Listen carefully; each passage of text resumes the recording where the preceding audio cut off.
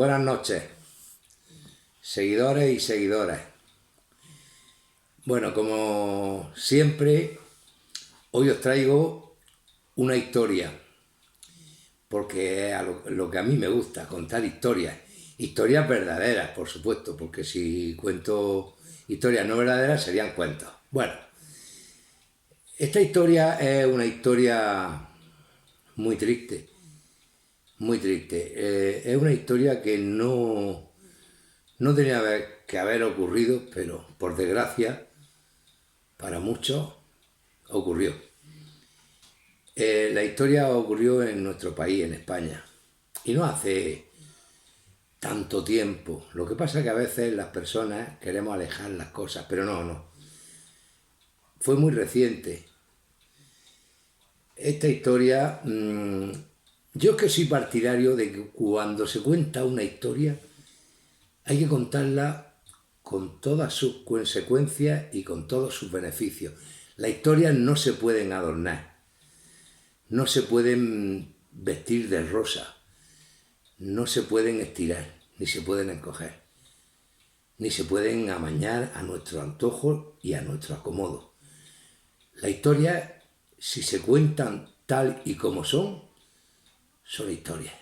Y por eso quiero dar testimonio de esta historia, de contar esto, lo que ocurrió. Porque últimamente se estaba hablando mucho, yo veo a los partidos políticos.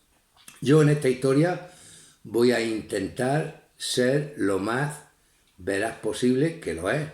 Me he recopilado documentación. La documentación que he recopilado no es de ningún partido político, ni es de los libros de los socialistas, ni tampoco es de los libros de los de Vox, ni del Partido Popular, no. Yo he recopilado documentación de los reporteros que vivieron, reporteros gráficos, que vivieron el momento in situ y pudieron grabarlo con su cámara y pudieron hacer escritos del momento. Dicho esto, yo tengo mis pensamientos políticos, como todos tenemos derecho a tenerlos, pero no puedo yo caer en la tentación de declinarme por ningún pensamiento político. Tengo que contar meramente lo que ocurrió tal y como yo me he documentado. Bueno, empezamos. La historia que os voy a contar se trata, porque se habla últimamente mucho, yo veo al partido este de Vox, que sí, la masacre de Paracuellos. Voy a hablar de lo que pasó en Paracuellos. ¿Qué ocurrió en Paracuellos? Porque mucha gente, sí, que los rojos hicieron esto en Paracuellos. Yo voy a contar qué es lo que pasó en Paracuellos. Y evidentemente fue una masacre, eso está claro. Pero os digo, tal y como fue.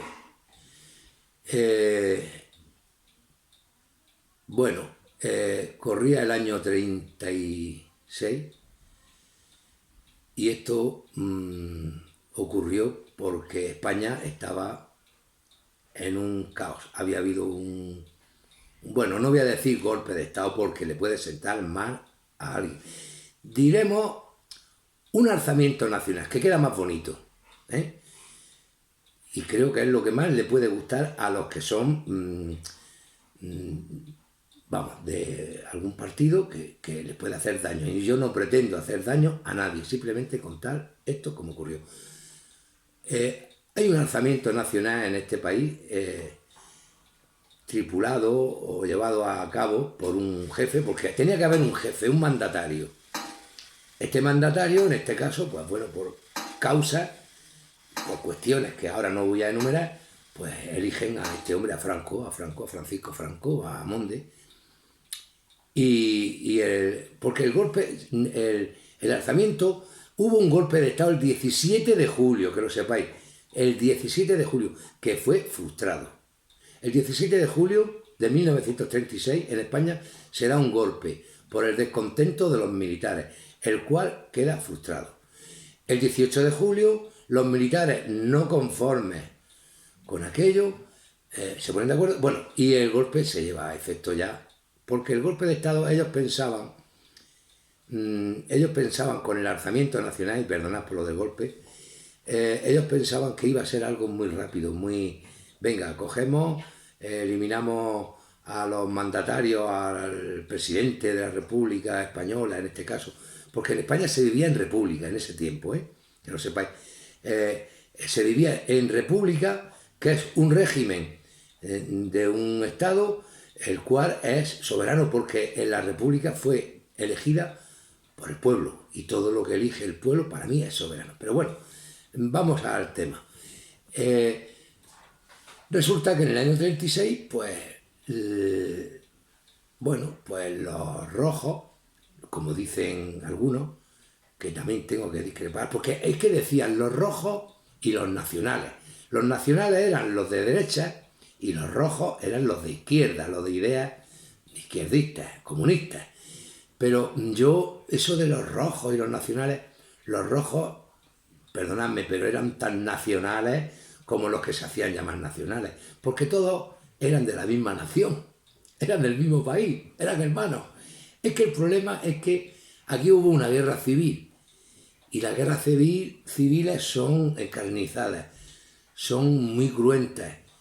Dios, nunca más, porque esto fue algo tremendo, algo muy triste que ocurrió en este país.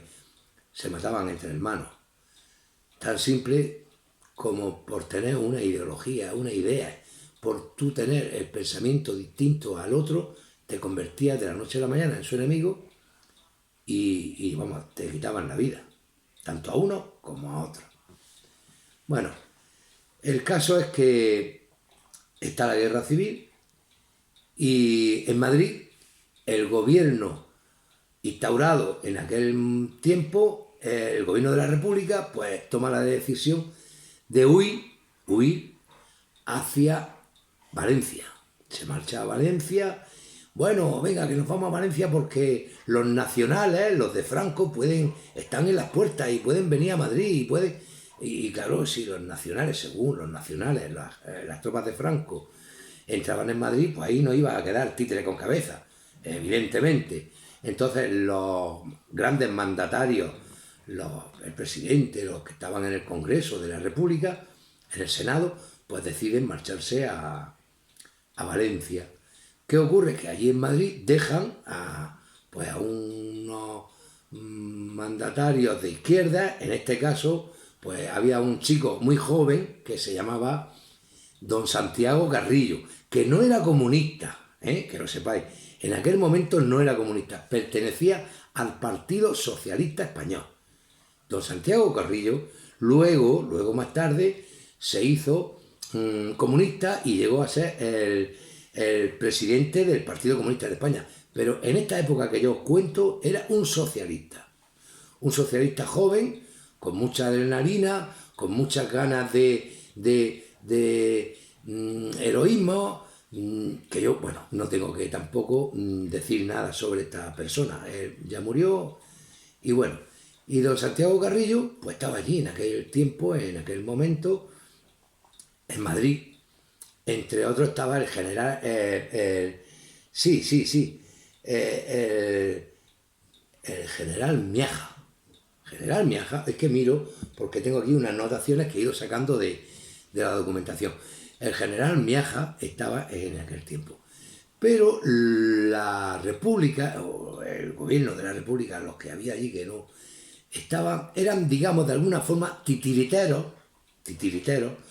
de la Unión Soviética. La Unión Soviética fue México también creo, uno de los pocos países que ayudaron a España, a la República, a intentar salvar la República y a intentar abortar el golpe de Estado, o sea, el alzamiento nacional y consigo por la guerra civil, cosa que no pudo ser. Bueno, pues estando el gobierno de la República en Valencia, las cárceles de Madrid, en concreto la cárcel modelo de Madrid, ahora vamos al tema. En concreto la cárcel Modelo de Madrid, pues estaban llenas de presos. Pues yo no sé si había, según yo he tenido datos, hubo hasta 3.500 presos. Imagínate, 3.500 personas metidas en una cárcel, como piojos en costura, estaban a repletar, eso estaba infectado de presos. En la gran mayoría, según he estado mirando también, pues mira, había muchos del partido de Falange, que era el partido que fundó José Antonio Primo de Rivera, un partido de derecha, extremista, de la extrema derecha, pero por eso no es que fueran ni asesinos ni nada, simplemente que pensaban diferente a los socialistas. ¿Qué ocurre? Que las cárceles estaban llenas, había gente de la iglesia en la cárcel, había inclusive, no sé si llegó a haber hasta curas en la cárcel Modelo de Madrid. Lo habían hecho preso la República. Había muchas personas, entre ellos a lo mejor había incluso algún republicano, pero vamos, no tengo constatación de nada de eso, pero sí es verdad que había gente, en el 80 y el 90% de los presos que había en la Modelo eran de derecha o personas que tenían unos pensamientos de derecha, pero no por eso eran asesinos ni estaban de acuerdo muchos con lo que estaba pasando ni nada de eso. Os lo digo como yo he estado leyendo todo esto.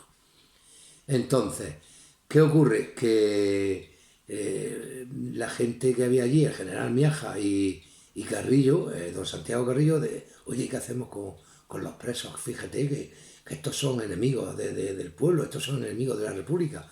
Si los movemos, si los soltamos, incluso si entra Franco y los liberan, fíjate, nos van a comer. Bueno, ahí toman unas decisiones que había una cierta preocupación con estos presos. Pero de la Unión Soviética, de Rusia, llega no directamente de mano de Stalin, pero sí de los altos mandos de la URSS. Llega unas cartas, una solución, una triste solución. Secreta, por supuesto, y le dicen no lo dicen claramente, pero sí hay bastante información sobre que don Santiago Carrillo sabía lo que iba a pasar. Él nunca lo ha dicho, la verdad, en público, nunca se ha responsabilizado. Yo tampoco lo voy ahora a acusar ni lo voy a responsabilizar. Simplemente que Dios lo acoja en su seno y que cada uno, pues Dios juzgue a cada uno como tenga que juzgarlo, yo no sé quién. Pero sí es verdad que, según lo que yo he leído de la documentación que me he ido haciendo, que había, perdonad un segundo. No, Asar, que no me deja hacer nada.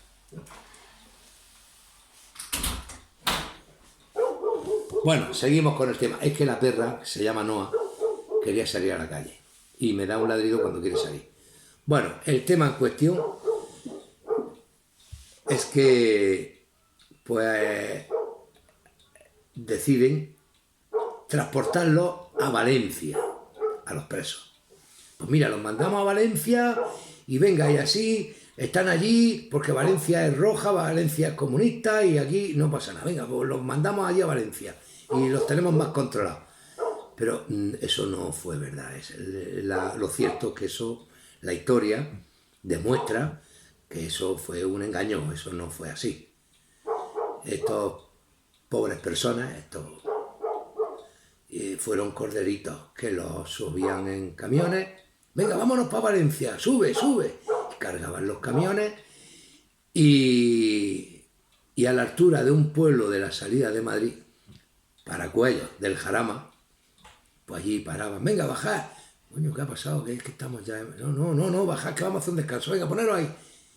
Ponían en la pared y a esas pobres personas, pues, sin más, pues las ejecutaron, las mataban, las fusilaban.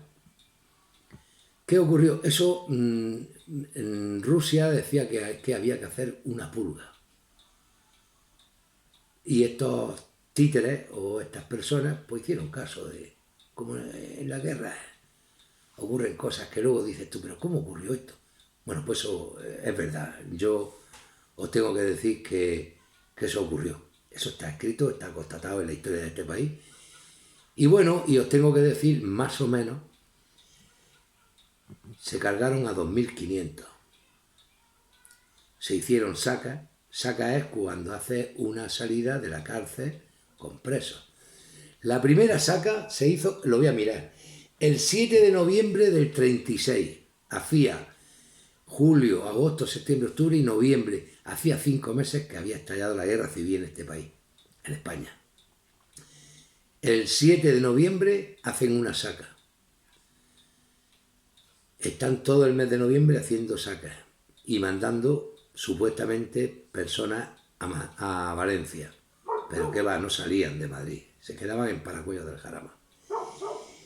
Y el 4 de diciembre es la última saca que se hace en Madrid, hacia Paracuellos del Jarama. Los últimos fusilados fueron el 4 de diciembre, que lo sepáis. Se consta que hubo uno aproximadamente, pero vamos, las cifras son bastante exactas porque hay nombres y apellidos de los cadáveres, unas 2.500 personas. Así fue. Esto fue lo que pasó en Paracuellos del Jarama.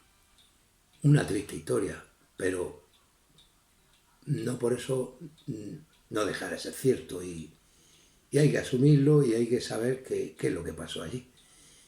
La República, de alguna forma, vamos a responsabilizarla porque el que dio la orden vino de Rusia, pero sí que la República fue la que la llevó con la mano ejecutora.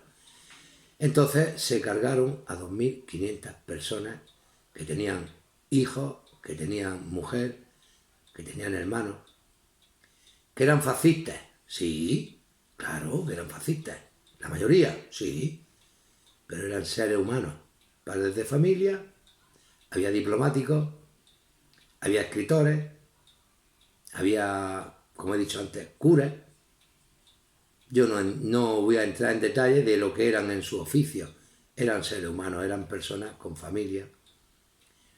Y bueno, la última saca se hace el 4 de diciembre porque entra al poder un señor anarquista, por cierto, que se llama Melchor Rodríguez, un anarquista que entra al poder como ministro de la guerra, después del general Miaja. Y cuando llega al poder dice, ¿pero qué estáis haciendo? ¿Qué está pasando aquí?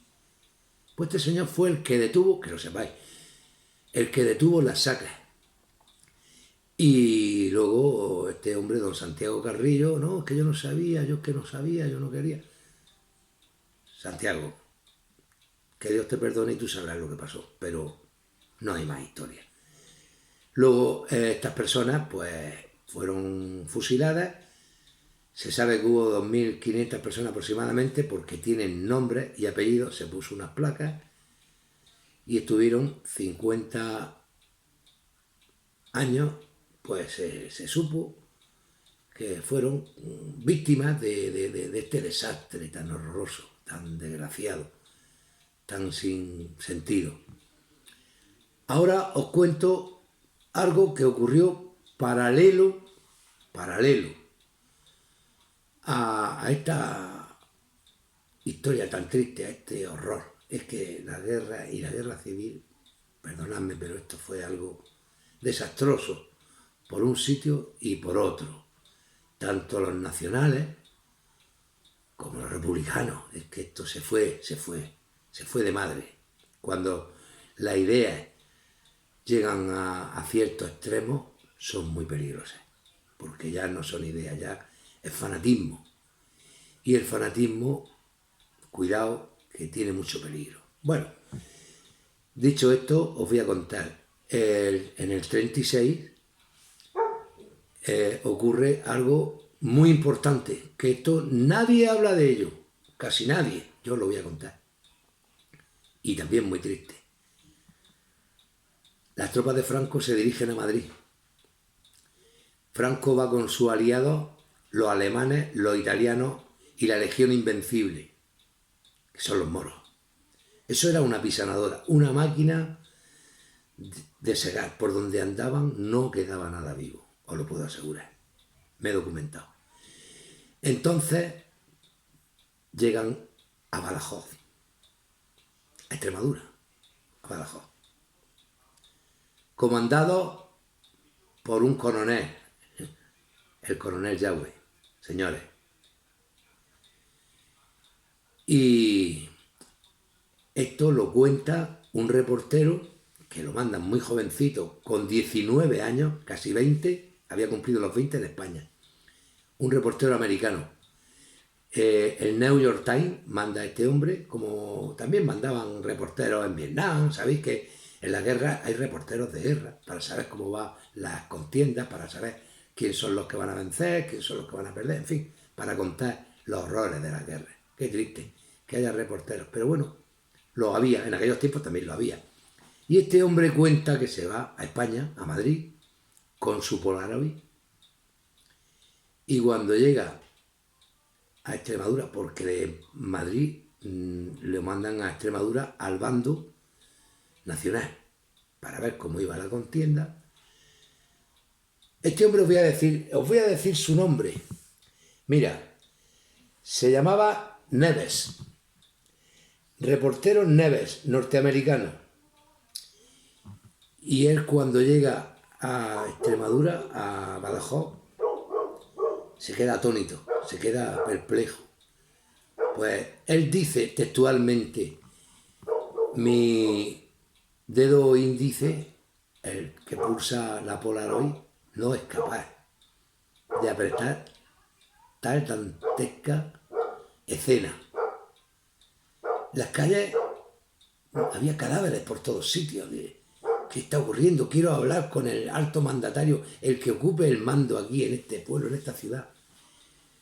Y consiguen, sí, es un reportero gráfico, un reportero norteamericano, sí, y entonces lo llevan al jefe, al mando superior, al coronel Yagüe. Y este reportero dice: mi coronel, me habían dicho cuando venía de camino de Madrid hacia Badajoz que es verdad que ha fusilado ayer a 2000 personas. Estas son palabras del reportero en sus libros. El coronel Yagüe le mira así vacilante y le dice: ¿quién habla de fusilamientos? ¿Pero usted cree que yo puedo dejar a 4000? 4000.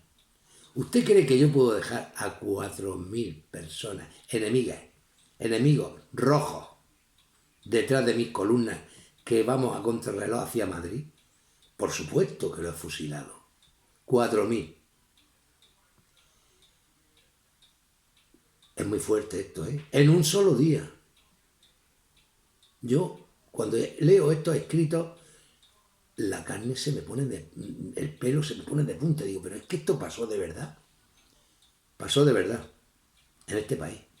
Y el hombre, el coronel Yagüe, le dice: bueno, yo no puedo dejar rojo a mi espalda. ¿Qué cree usted? ¿Que deje otra vez en Badajoz rojo? No. Se cargó el tío hasta el perro del alcalde porque pensaba que era rojo. Lo colgó en la puerta de la entrada del pueblo. ¡Qué fuerte! Colgó al perro para que no quedara ningún rojo en Badajoz. Bueno, mirad, este hombre, exhausto, triste, desorientado, el reportero se marcha hacia la Plaza de Toros y cuenta que las ametralladoras en los toriles que habían puesto en la plaza, había un soldado echándole cubos de agua al cañón de la ametralladora, porque se ponían ardiendo. ¿Qué de balas tirarían esos hombres? Y cuando sale de la Plaza de Toros de allí, van dando, y palabras de él. Me encuentro, dice así: me encuentro, voy exhausto, no había visto nunca tanto horror en este país, en España, tanta desolación, tanta muerte. Y veo en la acera de enfrente, dice así, un cura, al menos va vestido de cura, dice. Y se arrima el cura al reportero y le dice, ¿qué te pasa, hombre? El reportero mira al cura y no le contesta y inclina la cabeza. Y el cura le dice al reportero, se lo merecían, se lo merecían. Ahora os digo que se ha hablado tanto de Paracuellos. Yo no voy a decir que lo de Paracuellos estuviera bien, ni lo voy a defender. Eso fue un asesinato y eso fue algo innombrable. Pero sí que os digo, señores, acordaros que en Badajoz murieron 4.000 personas masacradas. Aquellos no tenían nombre ni apellido, porque los metieron en fosas comunes. Aquellos no eran de ideas fascistas, es que no tenían ninguna idea, es que eran labradores, es que no sabían ni lo que era el comunismo, la gran mayoría, porque eran hasta analfabetos. Y esto lo estoy diciendo sin ningún tipo de partidismo, os lo prometo. Pero es muy fuerte esto. Entonces, me tengo que dejar mis ideas políticas fuera para contar la historia. Pero la historia es así. Aquellos no tuvieron placa. No. Los otros pobreticos sí tuvieron una placa. Pobreticos, también lo digo. Pero de estos ya no digo nada. De estos no digo nada porque es que no se sabía ni el nombre, ni el apellido, ni quién era su padre, ni quién era su hijo. Sería un rojo. Que el rojo era tan español como el nacional, porque había nacido en España. Eran nacionales y eran rojos, pero eran todos hermanos. Esto no tiene que volver. Bueno, ni volver ni mucho menos, nada parecido, señores. Cuando se habla en los congresos, en los partidos, y yo veo a estos, por ejemplo, os voy a decir, a estos del Partido Socialista, con esos aires, con esa... Cuando veo a los de Vox, no, yo creo que no. La vida humana yo creo que vale mucho, y en aquellos tiempos aquello no tenía valor ninguno. Ya no te decían, eres rojo o eres nacional. No, un tiro en la cabeza. Si ellos lo sospechaban, ya con eso era bastante. Esta historia ocurrieron en España. Ya sabéis lo que pasó en Paracuellos del Jarama, que se hizo una masacre por parte del gobierno de la República. Pero quiero que os acordéis también un poco que en Extremadura pasaron cosas, si no peores, bastante parecidas. Lo que ocurre es que aquellos no tuvieron historia. A estos se les recuerda la historia. A aquellos lo estoy recordando yo. Eso es la diferencia. Pero es verdad, en Paracuellos se cometieron atroces, mataron a personiques como cordericos, ignorantes que iban al matadero, y hubo responsables que no pagaron por ello. Al igual que en Badajoz, hubo responsables y fueron alzados hasta con nombres en las calles. Esto es muy triste, pero es así, es la historia de este país, os lo vuelvo a decir. ¿Por qué ocurrió aquello?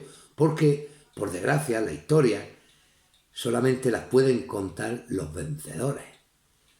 Los vencidos no tienen ni tiempo ni lo pueden hacer, porque están muertos. Pero, para suerte de los que nos gusta leer y recopilar datos históricos, nos damos cuenta que esto también ocurrió. Y nada más que contar. Os prometo que la próxima vez os contaré algo más alegre. Que sepáis lo que pasó en Paracuellos. Que Dios los tenga en su gloria, tanto a los de Paracuellos como a los de Extremadura. como todos, porque eran hermanos, ¿eh? O vecinos, o primos, españoles. Que nunca más vuelva a ocurrir esto, ni nada parecido. Nada más que contaros.